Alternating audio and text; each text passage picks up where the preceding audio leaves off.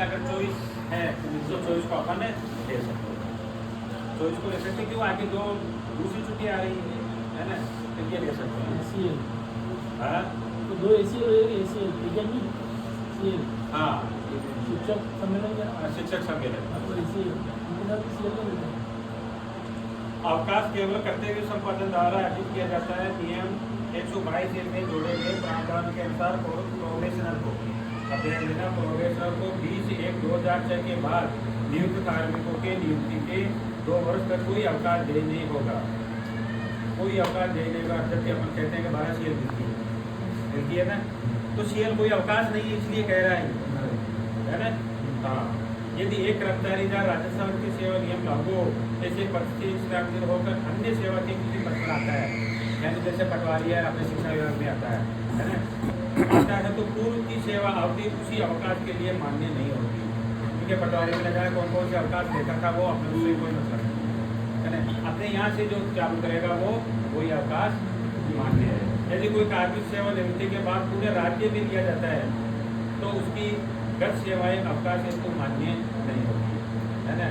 अब जैसे अपने रिटायर हो जाए या भी मान लो कि जैसे 55 साल में या 52 साल में अपनी सेवा निवृत्ति ले सकते हैं अपन, लेकर के राजस्थान सेवा में अन्य में भी सिलेक्शन हो सकता है ना, इसमें भी वो जा सकता है। तो वो पीछे वाले अवकाश है जो उसको वो यूँ नहीं है कि मेरे 5 अवकाश बाकी के बीच में आकर के लो, है ना, वो नहीं मिलेगा। यदि किसी कार्मिक को बर्खास्त कर दिया जाता है और उसकी अपील के आधार पर पुनः सेवा में आता है तो उसकी पूर्व सेवाएं अवकाश हेतु मान्य होगी। सरकारी तो आदि देती है ना, तो इसलिए वो मान्य होती है। अब आगे जो अवकाश है और किसी भी अवकाश में स्थायी तथा डाका पूर्णतः अंकित किया जाना चाहिए। अभी जैसे अपने को छुट्टियाँ लग रही है, आपके स्कूल में मालूम नहीं करते कि नहीं करते, बाकी मेरे स्कूल में बताता हूँ लगी छुट्टी में जा रहे हैं तो गुरु जी बता लिख दो उसके अंदर, है ना। हालांकि ये परिपाटी पीछे से चल रही है, अभी तो फोन का है अपने पास में, कहीं भी हो तो फोन की बात कर सकते हैं। परंतु पहले क्या फोन का नहीं था, तो गाँव तो है आपका पास में धनौली है, और जो छुट्टी के अंदर आप जो अच्छा नहीं कौन सा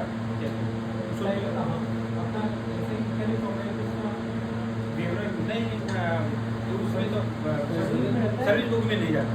अवकाशकालीन बता दो, नहीं आप इस टाइप कर अवकाशकालीन से अवकाश में मध्यावधि अवकाश में आप कहाँ रहे वो बता दो। हाँ वो तो नहीं, अपन उसके अंदर जो अपना ऑर्डर निकालते हैं ना आदेश मंत्री का, उसके अंदर अवकाशकालीन, हाँ उसके अंदर। और देखो अपने को देख के जाना भी चाहिए, बहुत बढ़िया बात है। निलंबन काल में कोई भी अवकाश स्वीकृत नहीं किया जाता है। अर्जित अवकाश की श्रेणी में केवल उपार्जित अवकाश, जो अर्जित अवकाश होता है ना, उसमें केवल उपार्जित अवकाश और अर्ध वेतन अवकाश भी आता है। ये 2 अर्जित अवकाश है। और अवकाश कार्यभार सौंपने की तिथि से आरंभ हो जाता है एवं कार्यभार ग्रहण करने पर समाप्त हुआ माना जाता है। जो अवकाश के प्रकार है वो मैं बता रहा हूँ, उसके अंदर अगर आपको कोई पूछना हो तो पूछे, बाकी इसलिए का सारा विवरण है। पहला प्रकार होता है उपार्जित अवकाश। किसी भी अवकाश के साथ CL के अतिरिक्त दिया जाता है। जैसे मैं अभी 1 महीने पहले जगन्नाथपुरी गया, है ना, मैंने मेडिकल लिया, और मेडिकल के लिए सर्टिफिकेट देना पड़ेगा, है ना, बीमार हूँ मैं, और बीमार है तो फिर वहाँ कैसे बीमार के लिए पता भी देना पड़ता है कि मैं यहाँ भर्ती हूँ, मैं यहाँ रह रहा हूँ, है ना। तो ये उपार्जित अवकाश मेडिकल लोग देखो, ये एक उदाहरण। दूसरा उदाहरण ये है कि मैंने एमएड की थी हिमाचल प्रदेश से, तो 2 बार सेमेस्टर में 2 बार मेरे को अवकाश लेना पड़ा। तो अवकाश तो CL तो कितनी सी मिलती है, मेडिकल को लिया था मैंने, है ना, तो उसको कहते हैं अपन मेडिकल अवकाश है उसको अध्ययन अवकाश में परिवर्तित करना, है ना। तो ऐसे मैंने वो जो मेडिकल लिया है उसका वो सर्टिफिकेट भी बनाया, है ना, पर उसका वो उपार्जित अवकाश के अंदर चेंज कराया पहले वहाँ का। तो मतलब मेडिकल का अवकाश को अपने अन्य अवकाशों में काम में अगर ले लेते हैं, बीमार है जब तो मेडिकल है ना, और अगर अन्य अवकाशों में अगर काम में ले लेते हैं, है ना, तो उसको हम इसको उपार्जित अवकाश कहते हैं। तो उपार्जित अवकाश पिछले अवकाश के साथ CL के अतिरिक्त दिया जा सकता है, अब वो 120 दिन और वो अलग है। दूसरा अर्ध वेतन अवकाश, जो ध्यान है आपको, एक साल में अपन को 10 मेडिकल मिलती है ना, पोलिस मिली जाती है ना, और लेते वक्त अपने को दो दी जाती है ना।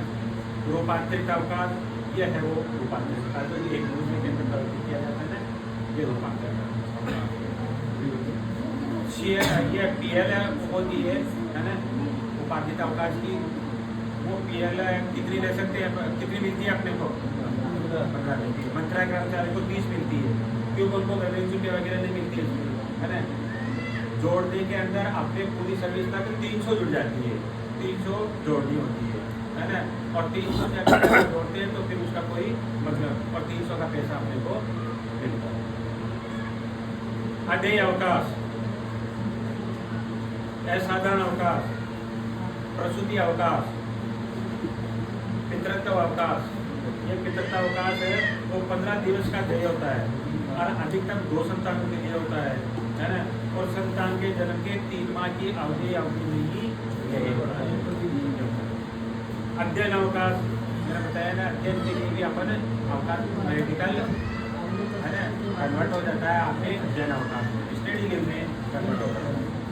असाधारण अवकाश, विशेष विकलांगता अवकाश भी मिलता है। अगर कोई विकलांग है ना, तो उनको विशेष अवकाश भी मिलता है, और वो भी अवकाश अलग अलग प्रकार से होता है, जैसे 120 दिन का इस प्रकार से होता है। एक चाइल्ड केयर लीव अवकाश जो महिलाएं लेती है और उनका CCL के रूप में होती है, पूरा अवकाश 720 दिन का होता है ना। एक साल में 180 से ज़्यादा नहीं ले सकते, और एक साल में 3 बार से ज़्यादा नहीं ले सकते। उसका कारण यही होता है, 5 साल का से छोटा बच्चा है तो कभी भी ले सकते हैं, है ना। 18 साल विशेष रूप, हाँ 18 साल तक ले सकते हैं।